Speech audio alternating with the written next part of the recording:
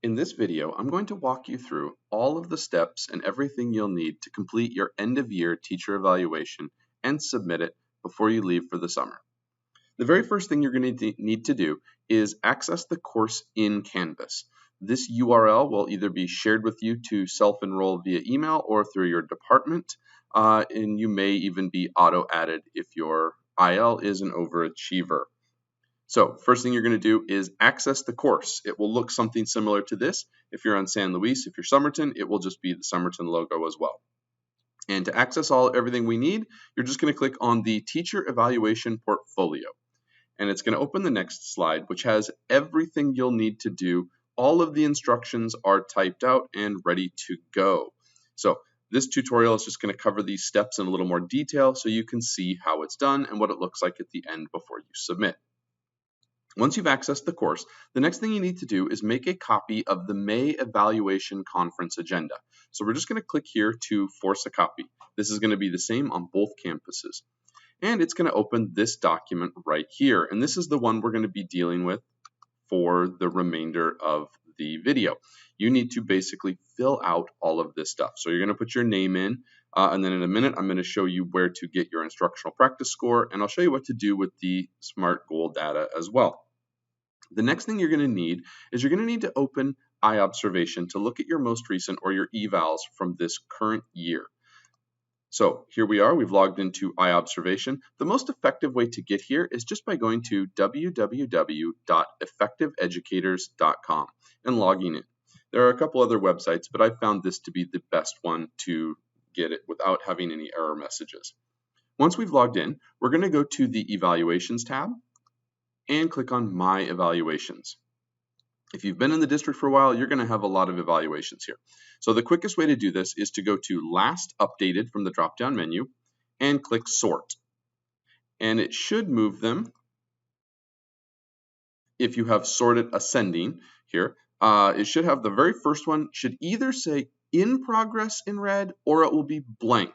Now you want to avoid all these ones that say Finished because those were done from a previous year. So this one has nothing. So I'm going to go ahead and click on it.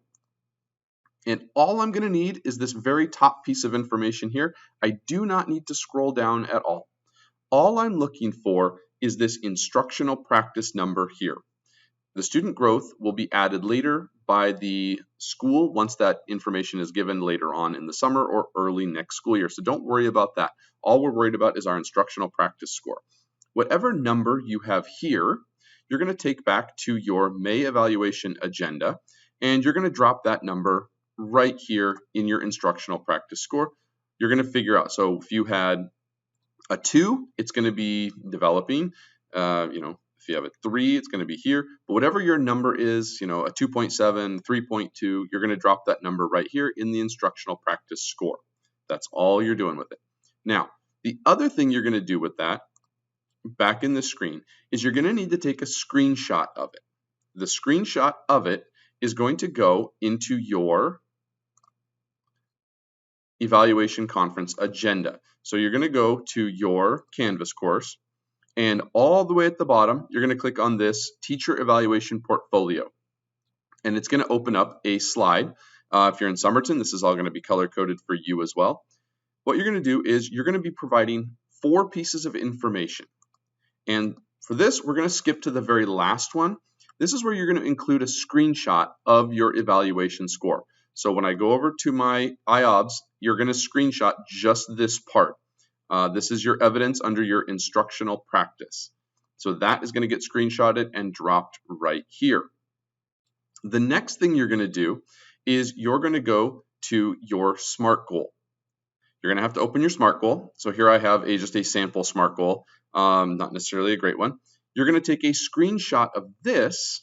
You're going to go back to your sample portfolio, and you're going to drop the screenshot of your SMART goal right here on slide 3.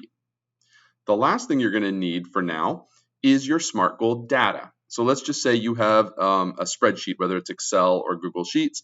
You've got your students, their pre-test, their post-test, whatever you're looking for, whatever your data is that backs it up.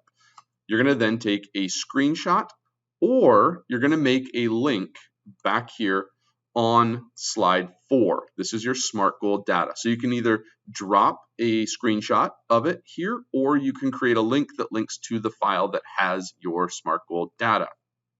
So as you can see, we've just now finished 3 of our slides, slides 3, 4, and 5, and we only have slide 2 left to do.